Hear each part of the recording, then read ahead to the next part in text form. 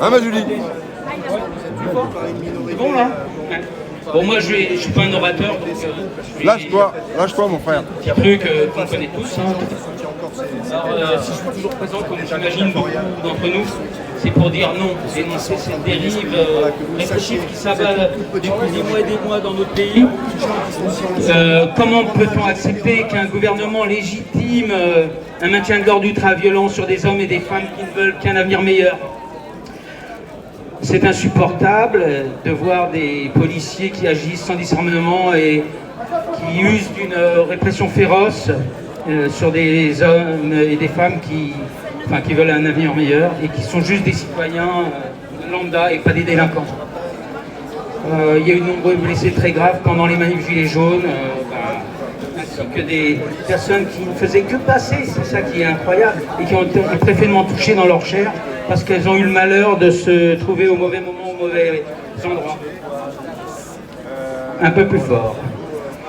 Ils se sont trouvés donc face à des brutes policières, face au LBD, face au LBD et sous les matraques, et donc ils ont été massacrés sans scrupule. En tout cas, président, ministre, élus, hauts fonctionnaires, parasites des ministères, il y en a des tonnes et des tonnes qui profitent et abusent des ors et des fromages de la République. Médias mainstream avec leurs intervenants complaisants, ainsi que tous ceux qui ont une visibilité, une notoriété publique et qui n'énoncent pas cette répression d'État sont complices, donc coupables. A-t-on envie de devenir le Chili, l'Argentine des années 70? La France ne doit pas glisser dans un État fascisant et tout sécuritaire. Ouvre les yeux.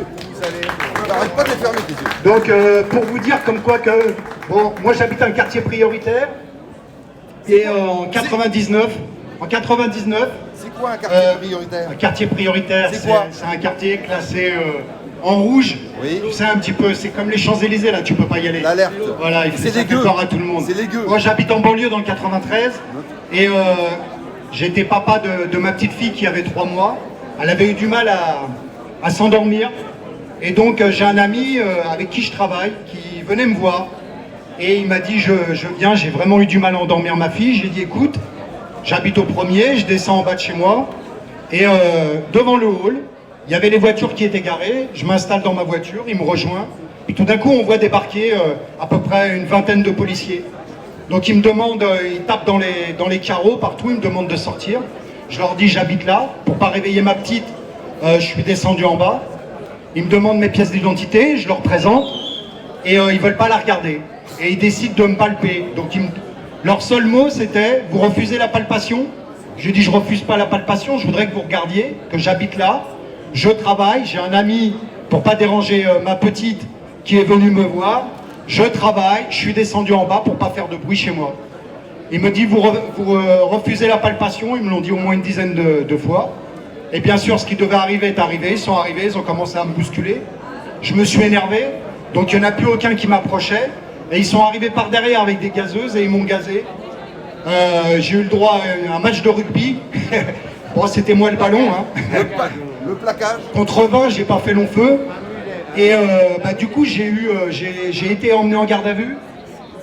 Je suis resté toute la nuit, donc on m'a demandé si je voulais voir un médecin, ce que j'ai demandé. Je suis allé à l'hôpital qui est à côté. Ils ont reçu recevable le fait que je sois en garde à vue. L'équipe du matin à 8 h, quand elle a vu dans l'état que j'étais, en fin de compte, j'avais la rétine de brûler au 3e degré. Je ne pouvais plus respirer parce que j'avais avalé du gaz à bout portant, vous savez, les gazeuses. C'est Macron.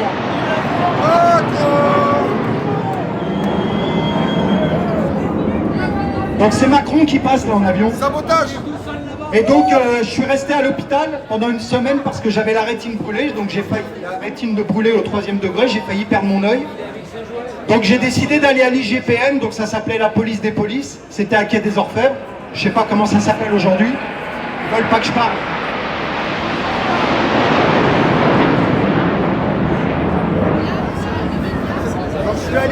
Je suis allé à l'IGPN porter plainte à Quai des Orfèvres, c'était en 99. Et puis voyant qu'au bout d'1 an et demi, j'avais toujours pas de nouvelles, Je suis allé les voir et ils m'ont dit qu'ils avaient pu retrouver ma plainte, que j'avais plus aucune trace de ma déposition. Égaré perdu. Et voilà comment ça se passe à l'IGPN. C'est hasard, hein. T'as pas de chance. Bon, depuis, j'ai laissé tomber, on avance, hein, on se laisse pas abattre. Mais voilà, pour dire...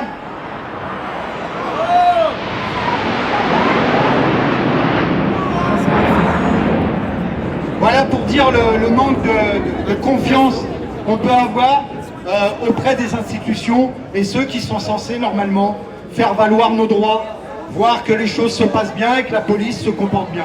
Voilà, je voulais témoigner, je sais qu'il y a Priscilla aussi qui a porté plainte et qui a été classée sans suite, je ne sais pas où elle est. Priscilla, t'es là?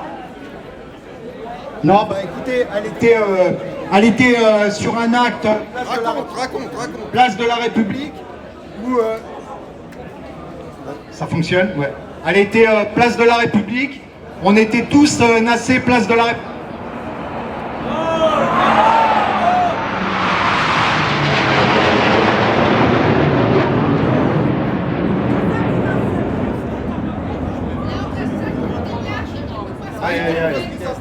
Même devant l'IGPN, on n'est pas tranquille. On était donc tous à place de la République en fin de manifestation, on a été nassés alors qu'il y avait une autorisation jusqu'à 18h ou 18h30. Et puis du coup ils ont nassé tout le monde, donc c'est illégal parce qu'il n'y avait pas de voie de sortie. C'est interdit normalement de nasser des gens dans une manifestation et qu'il n'y ait pas une voie ou une issue pour pouvoir en sortir. Et donc quand elle a réclamé, elle était parmi les déclarantes, quand elle a réclamé et voulu se plaindre comme quoi que c'était pas normal, elle s'est fait gazer aussi à bout portant. Elle est venue porter plainte auprès de l'IGPN et ça a été classé sans suite. Donc des cas comme ça, il y en a énormément. Juste parce qu'ils n'ont pas pu identifier le policier par son aério. Alors qu'elle a des images et elle a noté malgré tout, mais classé sans suite. Voilà. Donc on dénonce les injustices. Voilà, s'il y a des gens qui veulent s'exprimer et qui ont subi aussi des violences, qui ont été blessés, qui ont été témoins vis-à-vis de personnes qui font partie d'une famille où il y a un blessé chez eux, qui puissent s'exprimer, c'est le moment, à tout jamais. Allez-y. Donc parlez fort. Bonjour. Alors en fait, moi je voulais parler en tant que maman et en tant que femme. J'ai mon fils, tout juste 18 ans, manif du 14 mars, qui s'est fait choper, latter, nez cassé. Donc il a été en garde à vue, mon fils de 18 ans. Nez cassé, ravagé. Ils l'ont latté entre les camionnettes. On n'a pas réussi à avoir le certificat médical avec ses jours d'ITT pour son nez cassé. Mon fils est traumatisé, arrête l'école. Et je voulais parler également en tant que femme, parce que c'est une honte que Darmanin soit ministre de l'Intérieur. Ils sont tous complices de viol. Et Dupond-Moretti n'est pas mieux. C'est un transphobe, homophobe. C'est un camoufle à toutes les femmes. Merci.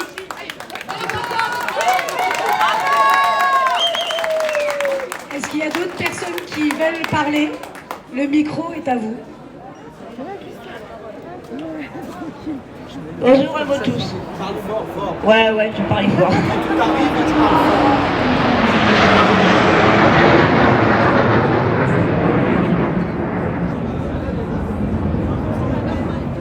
Moi, je voudrais parler de ce qui se passe dans les petites rues. Quand on est en fin de manif et qu'on ferme les marches, qu'on récupère les blessés derrière et qu'on est traqué comme du bétail. C'est inacceptable. Nous, on est là pour assumer tous les jours. On est en accord avec ce qu'on pense, ce qu'on dit et ce qu'on fait. Et pour 3 poubelles renversées et qu'on a besoin des pompiers, là, ils vous abandonnent sur le trottoir, très gentiment. Ok, il y a non-assistance à personne en danger, c'est une chose. Mais il y a abandon. Et ça, c'est inacceptable. Parce que nous, moi en particulier, les 3 poubelles renversées, oui, je suis en garde à vue, oui, je les assume. Vous êtes que de la merde. Vous estimez que dalle. Vous n'êtes pas en accord. Et encore moins ceux qui sont dans vos rangs. Vous n'arrivez même plus à vous canaliser. Vous perdez le contrôle sur vous-même.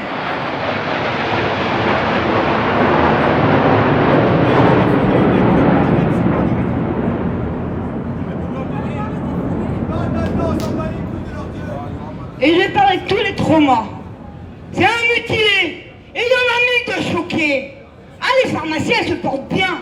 Ils sont plus capables d'aller travailler. Ils sont moroses à l'intérieur. C'est inacceptable non plus.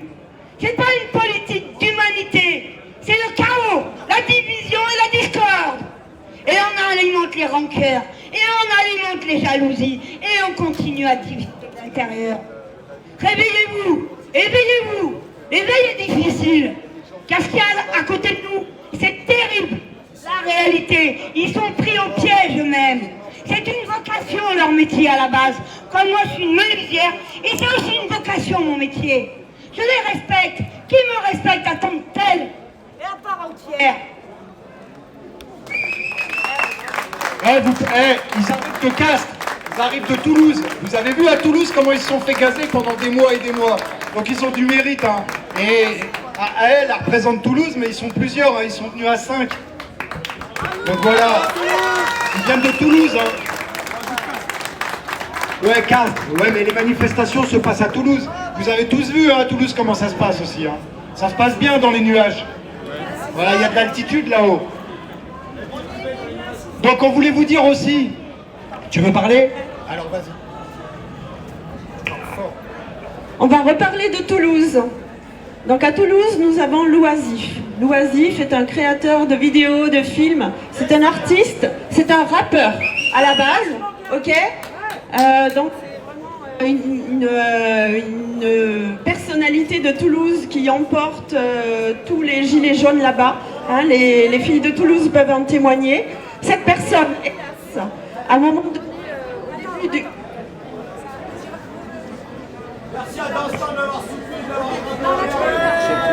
Au début du mouvement des Gilets jaunes de Toulouse, ce monsieur a créé des vidéos, je ne sais pas si vous vous souvenez de la fameuse vidéo tournée sur les Champs-Élysées où vous avez les manifestations de Gilets jaunes qui sont mises en scène avec musique, etc. Donc à la suite de ces vidéos, ce rappeur a été incarcéré pour un an ferme de prison ferme à Toulouse, uniquement pour ce motif-là d'incitation à la violence. Est-ce que vous pensez que de faire un film suffit à inciter à la violence? De nos jours, nous avons toutes sortes de raisons qui nous incitent à la violence, ou toutes sortes de raisons qui peuvent nous inciter à ne pas être violents. Donc c'est à nous de nous faire une idée d'après ce qu'on voit autour de nous, d'après nos lectures, d'après nos témoignages, d'après la réalité. On se sert de son cerveau et on agit en fonction de cela. Une œuvre d'art ne doit pas être mis prétexte pour incarcérer une personne. Un enferme, imaginez-vous un enferme, ce que ça veut dire que d'être privé de liberté, être privé de relations avec sa famille, être enfermé, tout ça pour avoir fait des films et des chansons. Donc voilà, je voulais parler de ce genre de situation. Hein. Il n'y a pas que les violences physiques, il y a aussi toutes ces incarcérations de gilets jaunes ou autres citoyens du monde hein, pour des violences de cet ordre-là.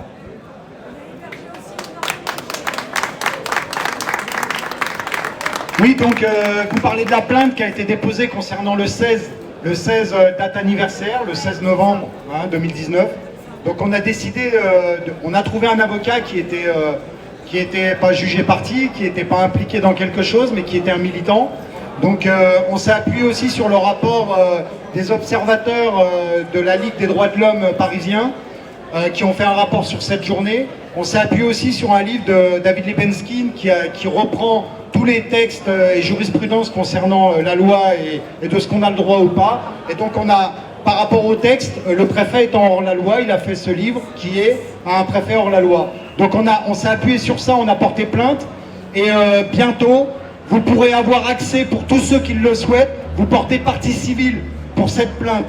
Donc on sait très bien que on attend l'acceptation du parquet, mais on l'a déjà déposé, maintenant ça fait plus d'un mois, de façon à ce que je pense que, et vous devriez penser qu'il ne faut pas hésiter à porter plainte. Et nous, en tant que déclarants de cette manifestation, il était important qu'on le fasse. Et il va y avoir d'autres plaintes de déposer aussi concernant les NAS. Parce que pendant plusieurs actes, on a été nassés, et c'est illégal. et je peux vous dire qu'il faudra qu'ils rendent compte auprès de la justice. Alors, peut-être pas de cette justice aujourd'hui qu'on a l'habitude de voir, parce que vu ceux qu'ils ont nommés à la justice et au ministère de l'Intérieur, ça risque d'être un peu compromis pendant 2 ans, mais croyez-moi, un jour viendra où ils devront rendre des comptes, où ils n'auront plus les mains sur les leviers, et croyez-moi qu'à ce moment-là, eh ben, ils vont tous se barrer dans tous les coins, et ils vont tous s'abandonner. Et vous verrez qu'il faudra à ce moment-là qu'ils payent, parce que du coup, on est dans notre droit. Donc n'hésitez pas à porter plainte, et nous, par rapport au 16, on mettra un lien, et vous pourrez vous porter partie civile, témoigner, et apporter aussi votre contribution à cette plainte, parce qu'elle est importante et elle concerne tout le monde. Et c'est un cas qui n'est jamais arrivé avant, et ça pourrait faire jurisprudence. Moi j'aimerais bien que Christelle, en tant que journaliste, elle vienne parler, parce qu'à plusieurs reprises, pour couvrir des événements par une journaliste indépendante, on sait très bien combien ça a été compliqué, et je remercie tous les journalistes indépendants, parce que grâce à eux, il n'y a pas eu de tricherie dans les images. Grâce à eux, ils ont fait circuler, ils ont partagé, et bien souvent, beaucoup de personnes ont été innocentées par ces images, et elles nous ont servi pour différents procès. Christelle, elle a été blessée à plusieurs reprises dans l'exercice de ses fonctions, et elle ne savait pas que j'allais la solliciter pour parler, mais je pense que c'est bien qu'elle s'exprime, parce qu'elle a l'habitude de filmer, donc je vais lui prendre sa petite caméra là, et puis je vais la remplacer. Merci en tout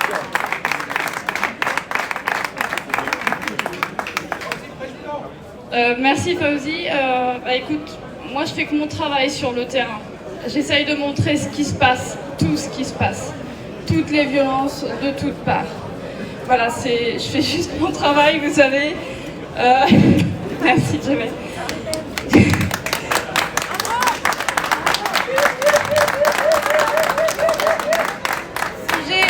Avec mon travail, c'est celui de faire en sorte que tous les citoyens arrivent à se tenir par la main un jour. Tous les citoyens. Et quand je parle de tous les citoyens, je dis aussi les policiers, je dis tout le monde. Pourquoi? Parce qu'on est tous des êtres humains sur la Terre et qu'à un moment donné, au-delà de l'argent, au-delà de l'aspect du pouvoir, quoi qu'il arrive, face à nos responsabilités, face à notre conscience, on est seul. Mais lorsque l'on est ensemble, lorsque l'on se tient la main, on va beaucoup plus loin.